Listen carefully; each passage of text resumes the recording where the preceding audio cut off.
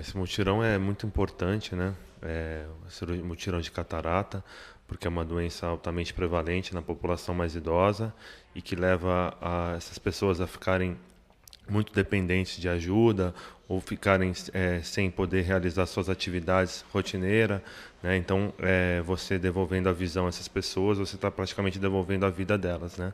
Isso é muito importante. Já estamos há 2 anos aqui em Cachoeira Paulista, com apoio total da prefeitura, apoio da Secretaria de Saúde, apoio da Santa Casa, graças a Deus, com muito sucesso, operando pacientes de mais de 30 cidades aqui do Vale do Paraíba, com bastante sucesso. A recomendação é sempre procurar o oftalmologista, né?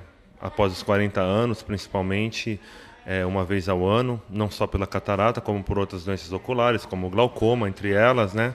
Mas essa seria a principal recomendação.